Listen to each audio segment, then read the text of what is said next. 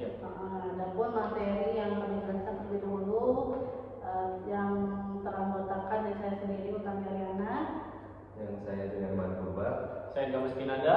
saya Zahra Claudia. Saya Edes Panutur lagi. Saya Frans Maulana Musa. Oke, baik. Dimulai dari Pak Frans dulu ya. Baik. Penjelasannya.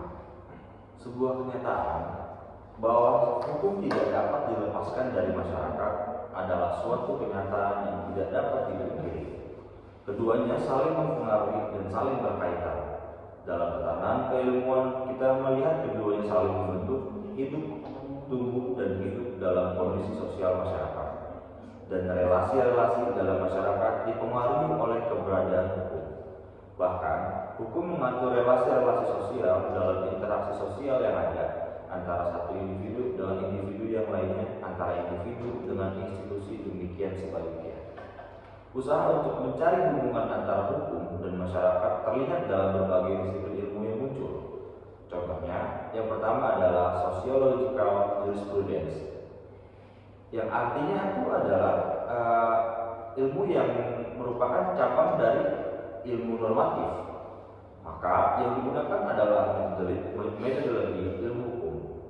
Ilmu ini memfokuskan diri pada perbuatan hukum dan prinsip-prinsipnya dan keberlakuan secara efektif di masyarakat.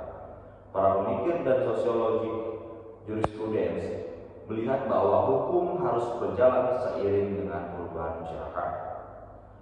Roscoe adalah salah satu ahli hukum yang beraliran sosiologi jurisprudence yang lebih mengarahkan perhatiannya pada kenyataan hukum daripada kedudukan dan fungsi hukum dalam masyarakat.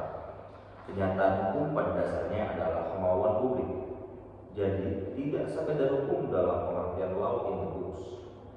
Sociological jurisprudence menunjukkan kompromi yang cermat antara hukum tertulis sebagai kebutuhan masyarakat, hukum demi terciptanya kepastian hukum atau positive law, dan living law sebagai wujud penghargaan terhadap pentingnya peranan masyarakat dalam pembentukan hukum dan orientasi hukum.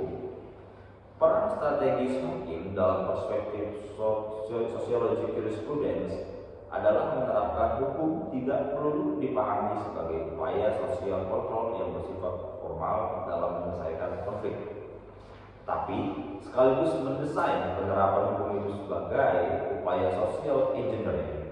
Tugas yudisial hakim adalah tidak dipahami sekedar sebagai penerap undang-undang terhadap peristiwa konflik atau berupa berbagai kasus dan konflik, atau sebagai sekedar corong undang-undang, tapi juga sebagai penggerak sosial engineering.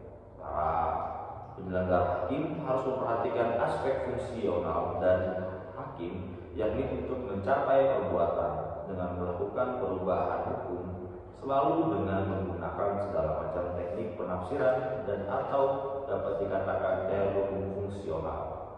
Untuk membahas lebih mendalam tentang sociology jurisprudence, kelompok kami akan menyampaikan beberapa pandangan dan teori sociological jurisprudence yang insya Allah dapat memberikan penonton pengetahuan yang lebih mendalam tentang sociological jurisprudence.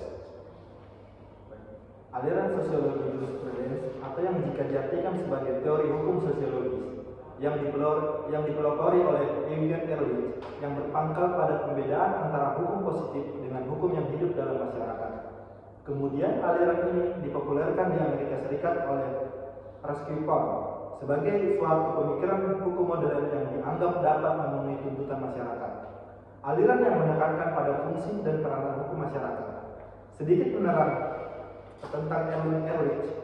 Eugen Ehrlich adalah seorang ahli hukum dan sosiologi dari Australia yang hidup dalam zaman Weber.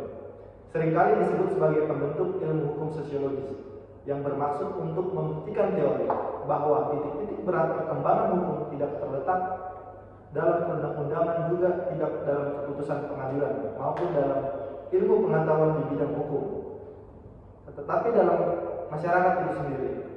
Dari hal tersebut di atas dapat diketahui bahwa yang menjadi konsep dasar dari pemikiran Eugen Ehrlich, hukum adalah apa yang dinamakan living law. Hukum positif yang baik adalah hukum yang sesuai dengan living law. yang sebagai inner order dari masyarakat yang mencerminkan nilai-nilai yang hidup di dalamnya. Ajaran sosiologi jurisprudensi dari Eugen Ehrlich mulai dengan supremasi hukum dari kekuasaan atau adat kebiasaan, dan dalam soal ini sangat sepaham dengan Safikli. Konsep mistis mengenai Volges yang ditafsirkan oleh aliran historis dalam pengetahuan masa lalu, ia memasukkan gagasan yang realistis dan khas dengan fakta-fakta hukum dan tentang hukum yang hidup dalam masyarakat. Titik pokok dalam pendekatan Ehrlich adalah bahwa ia meremehkan perbedaan-perbedaan antara hukum dan norma-norma sosial lainnya yang bersifat memaksa. Perbedaan ini adalah nisbi dan lebih kecil daripada yang biasanya dinyatakan, karena sifat memaksa dan pokok di bidang hukum tidak berbeda dengan norma-norma sosial lainnya, adalah paksaan sosial bukan kekuasaan negara.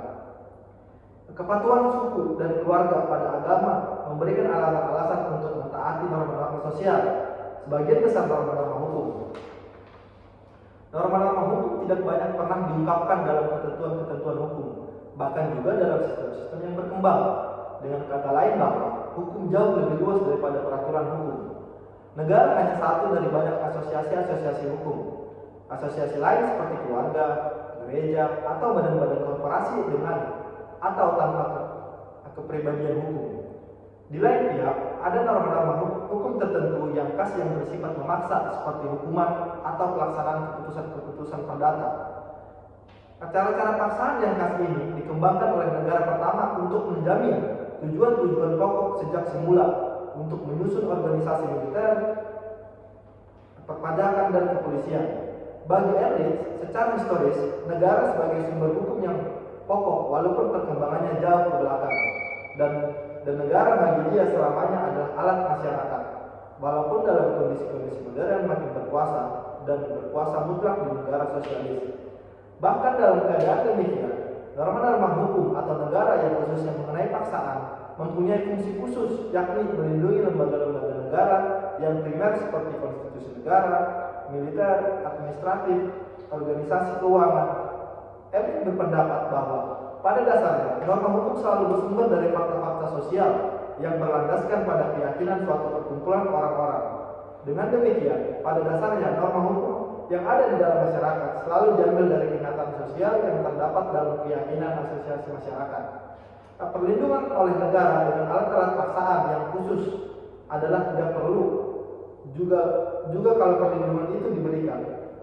Badan yang sebenarnya dari ketentuan hukum selalu didasari atas fakta-fakta hukum, antara lain: 1. Kebiasaan, 2. Dominasi, 3. Pemilik, 4. Pernyataan kemauan.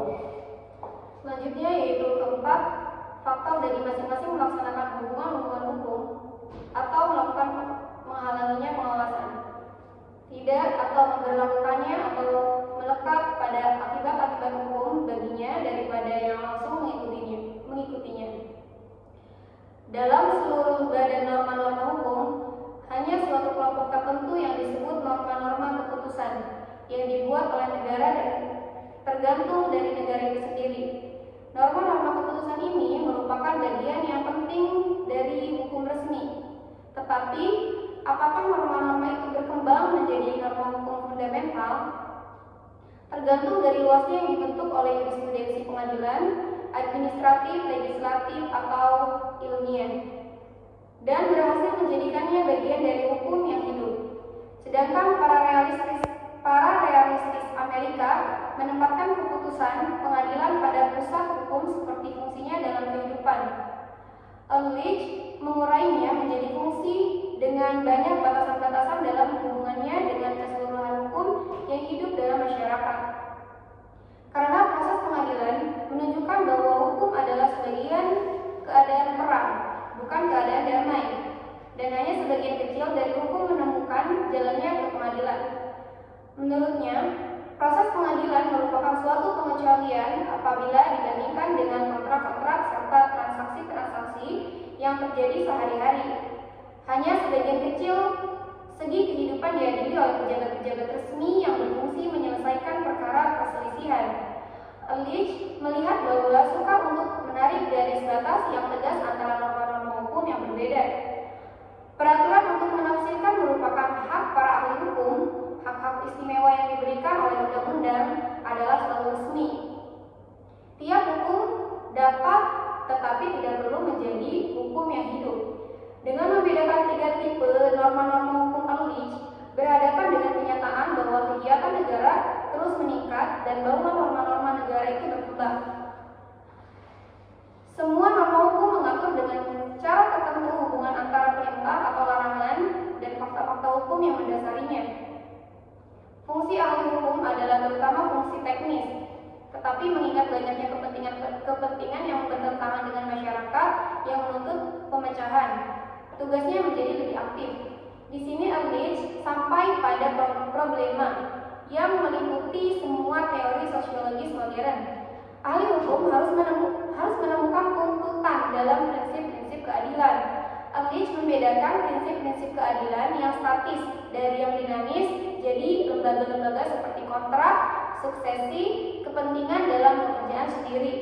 Mempunyai bentuk-bentuk yang ideal tertentu, keadilan menurut kontrak yang tepat di bidang ekonomi atau larangan hukum untuk memperkaya diri sendiri melalui pekerjaan yang lain.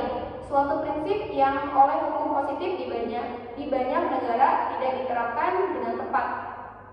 Tetapi keadilan yang statis ini cenderung untuk mengokohkan kondisi-kondisi yang ada dalam masyarakat, dikurangi dengan keadilan yang dinamis, yakni kekuatan-kekuatan pendorong saingannya yang terpenting, yaitu cita-cita kaum individualis atau kolektivis. Jadi, Arlich sampai pada rumusan yang kurang diuraikan secara terperinci dari dasar politik cita-cita keadilan yang bertentangan, yang oleh Reich telah dikembangkan oleh lebih rinci. Semua bantuan yang secara sosiologis dapat memberikan dalam pemecahan problema ini adalah untuk menunjukkan kepada ilmu hukum, perkembangan hukum adalah masyarakat manusia dan pengaruh norma-norma hukum terhadapnya. Arlich menekankan bahwa hukum yang hidup yaitu hukum yang nyata dalam masyarakat, terus berevolusi selalu melebihi hukum negara yang kaku dan tidak bergerak. Tugas ilmu hukum adalah untuk memecahkan ketegangan yang terus-menerus ini. Seperti halnya Rainer Arlich memandang bahwa ilmu hukum berada di mana penerapan yang pembuatan undang-undang keduanya merupakan hasil dan mendorong terhadap perkembangan sosial. Dampak praktis dari ajaran Dampak praktis dari ajaran Erling adalah dorongan yang diberikan kepada tadi fakta-fakta dalam hukum. Pembahasan Erling sendiri tentang hukum yang hidup ini dimaksudkan untuk mempelajari peraturan yang bermacam-macam ini. Faktor yang penting dan relevan dalam aliran sosiologi jurisprudensi adalah hukum sebagai mekanisme pengendali sosial, hukum sebagai kebijaksanaan umum, studi tentang keputusan pengadilan dan pola perilakuan atau hakim. Lalu aliran sosiologi jurisprudensi telah meninggalkan pengaruh yang mendalam terutama pada pemikiran hukum di Amerika Serikat. Ajaran Hugo Erling penuh dengan syarat-syarat yang mendorong untuk mengadakan pendekatan pada hukum yang lebih mendekatkan hukum pada kehidupan masyarakat. Usaha Erling dalam hal ini sejajar dengan usaha ilmu hukum sosiologikal fungsional di Amerika dengan perbedaan yang khas, yakni bahwa yang tersebut belakangan berkisah sekitar proses pengadilan, sedangkan yang duluan mencurahkan perhatiannya pada hukum di luar pengadilan. Selanjutnya akan dilanjutkan oleh Juliarman Purba. Baik, saya ingin membahas tinjauan filsafat hukum terhadap masak sosiologi jurisprudensi dan sosiologi hukum, di mana hal ini juga sangat penting bagi kita semua untuk dapat mengetahui lebih mendalam tentang sosiologi jurisprudensi. Dari sudut pandang sosiologi jurisprudensi, Eugen Erlich yang dianggap sebagai pelapor aliran sosiologi jurisprudensi, khususnya di Eropa, berpendapat bahwa ada perbedaan antara hukum positif di satu pihak dengan tiang hukum yang hidup dalam masyarakat atau the living law di lain pihak. Selanjutnya, hukum yang hidup ini dapat 4 cara, yaitu kebiasaan, kekuasaan efektif, milik efektif, dan pernyataan kehendak abadi. Aliran yang dianut oleh Raskopon berangkat dari pemikiran tentang pengaruh timbal balik antara hukum dan masyarakat. Selanjutnya, sosiologi hukum berkembang dari adanya perubahan pandangan dari legalitas menuju yuridis sosiologis. di mana yang menjadi objek dari sosiologi hukum tersebut adalah hukum sistem sosial. Maka dapat ditarik dua kesimpulan mengenai perbedaan sosiologi jurisprudensi, yaitu yang pertama, sosiologi jurisprudensi adalah salah satu aliran dalam filsafat hukum, sedangkan sosiologi hukum adalah cabang dari sosiologi. Selanjutnya, sosiologi jurisprudensi menggunakan pendekatan hukum untuk merubah pola kehidupan tingkah laku masyarakat. Selanjutnya Oke, baik. Jadi dari penjelasan itu terangkan bisa kita kesimpulan bahwa sosiologi jurisprudensi yaitu aliran yang kita ambil dari Eugen Berowitz yang mendapatkan pengaruh dari positivisme sosiologi telah meletakkan dasar bagi pergunakannya pendekatan sosiologi terhadap permasalahan hukum. Bagi Berowitz, hukum hanya dapat dipahami dalam fungsinya di masyarakat. Tujuan pokok teori yang ditemukan oleh Berowitz adalah belakangan meneliti latar aturan normal yang dianggap sebagai hukum, dan aturan-aturan tersebut merupakan norma-norma sosial aktual yang mengatur semua aspek kemasyarakatan yang disebut sebagai hukum yang hidup atau living law. Teori sosiologi jurisprudensi dari Eugen Berowitz tersebut terdapat 3 kelemahan pokok yang disebabkan oleh keinginan untuk meremehkan fungsi negara dalam perbuatan undang-undang, yaitu bahwa pertama, ajaran tersebut tidak dapat memberikan kriteria yang jelas yang membedakan antara norma hukum dan norma sosial lainnya.